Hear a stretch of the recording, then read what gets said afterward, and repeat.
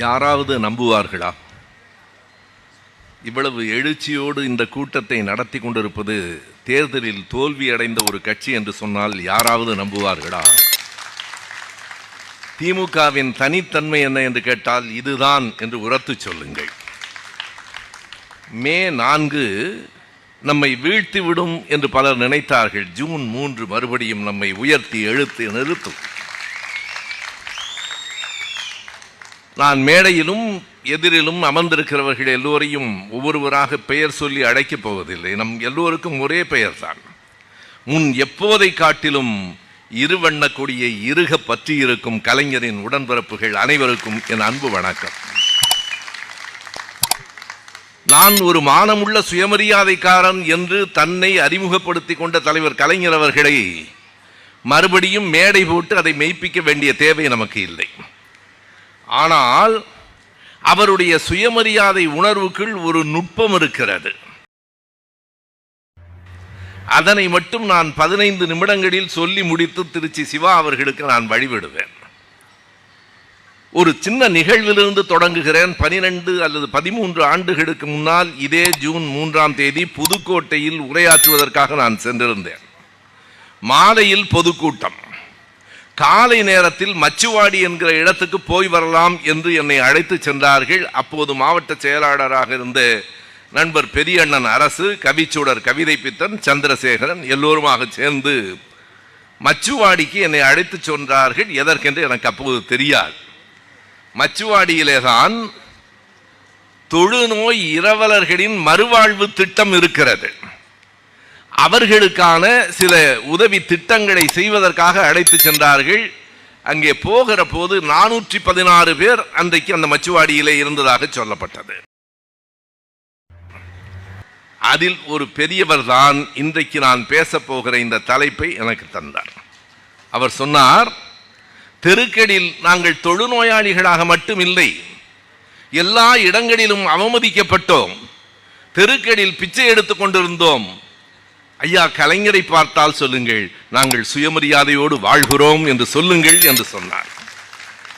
கலைஞர் சுயமரியாதைக்காரர் என்பது தன்னுடைய சுயமரியாதையை நிலைநிறுத்திக் கொள்வதில் மட்டுமில்லை, நம் அத்தனை பேருடைய சுயமரியாதைக்காகவும் சிந்தித்தவர் தலைவர் கலைஞர் என்பதால் அவர் சுயமரியாதைக்காரர். தலைவருடைய பிறந்த நாளை முன்னிட்டு உங்களை எல்லாம் சந்திக்கிற வாய்ப்பு. பேராசிரியர் சுபவி அவர்கள் பேசுகிற போது சொன்னார், தேர்தலிலே தோற்றுப்போன கட்சிக்கு இவ்வளவு பெரிய கூட்டம் வேறு எங்கு உண்டு என்று கேட்டார். மன்னிக்கவும், இது தோற்றுப்போன கட்சி அல்ல. ஆட்சி கட்டளைத்தான் நாம் இழந்திருக்கிறோமே தவிர மக்களிடம் நாம் தோற்று போகவில்லை என்பது என் அன்பான கருத்து. 1.5 கோடி பேர் நமக்கு வாக்களித்திருக்கிறார்கள். நம்மை எதிர்த்து இன்றைக்கு ஆட்சியில் அமர்ந்திருக்கிறவர் நம்மை விட வெறும் 17 லட்சம் வாக்குகள் தான் அதிகம் பெற்றிருக்கிறார். பெரிய அலை அடித்தது என்றோ, அவர் பால் மக்கள் கூட்டமே சென்று விட்டது என்றோ, இளைஞர்கள் திரண்டு நிற்கின்றார்கள் என்று சொல்வதோ நம்மை நாமே ஏமாற்றிக் கொள்வது. என்றால் அவர் 150 இடங்களில் வெற்றி பெற்றிருக்க வேண்டும். பெரும்பான்மை கூட தராமல் வெறும் 107 இடங்கள் மட்டுமே தந்த தமிழ்நாடு இது என்பதை தயவு செய்து மறந்து விடாதீர்கள். தேர்தல் தோல்வி என்பது நமக்கு ஒன்றும் புதிதல்ல, நமக்கு ரொம்பவும் பழக்கமானது தான். என்னுடைய முழு நேர அரசியல் பிரவேசம் என்பது கழகம் ஆட்சியை இழந்து அவசர நிலை சந்தித்த போதுதான்.